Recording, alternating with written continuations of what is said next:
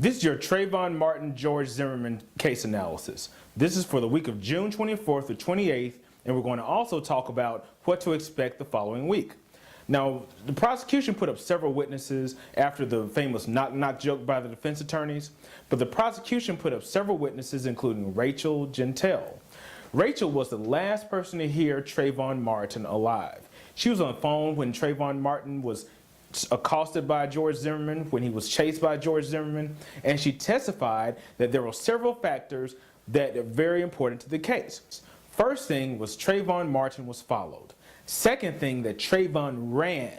He ran for his life. And third, he was approached by the creepy man. That is very important for the prosecution's case because it shows that Zimmerman actually accosted and chased Trayvon Martin. And the other people testified, such as one of the neighbors who was out there when Zimmerman was, after the gunshots that Zimmerman made, he was out there and he was all on the phone with Zimmerman's wife. And Zimmerman cut him off and said, "Look, just tell her I shot someone."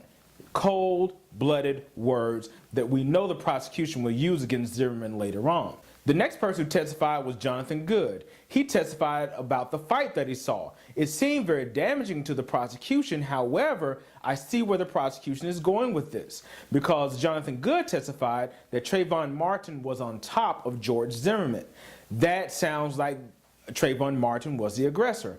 But all of us know that just because a person was getting the best of someone else does not make them the aggressor, because the prosecution has several other pieces of evidence to put into evidence in this trial. For example, the words of George Zimmerman. Those are going to be some of the most damaging to his own case.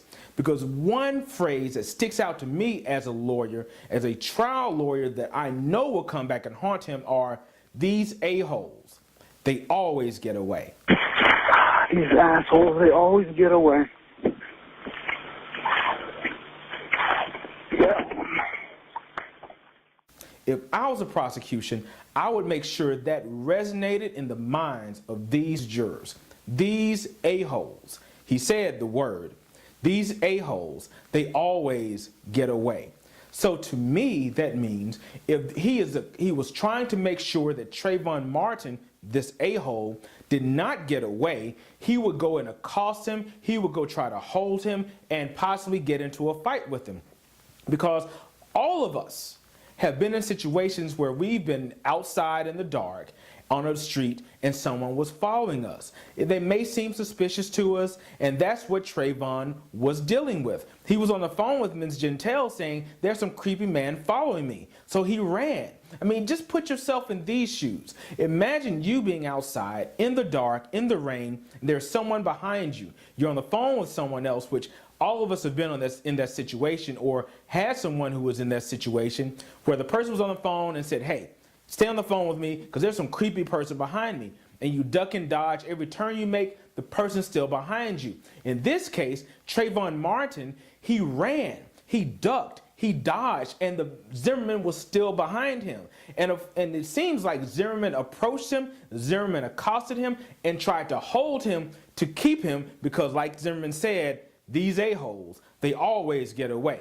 And this is why Zimmerman was clearly the aggressor in my eyes. The next few witnesses that I expect to be called by the state, they're going to put the whole case together. Because doing a trial, a lot of people on social media, and I'm on Twitter about it, I'm blogging about it for news1.com and ericguster.com. A lot of people are saying, well, why is the prosecution doing this? Well, in a trial, a jury trial is just like a puzzle. You put small little pieces in the puzzle to make the complete picture. And that's what I believe they're doing. They're putting small pieces in the puzzle to make the complete picture of, number one, the phone call. Trayvon was being followed. Then they're going to play Zimmerman's phone call, "These a-holes, they always get away." And don't forget what the dispatcher said. "Are you following him?" He said, "Yeah." And the dispatcher said, "We don't need you to do that." But then he comes back, "These a-holes, they always get away." That shows you Zimmerman's intent to go attack Trayvon and keep him there. And Trayvon had no choice but to defend himself.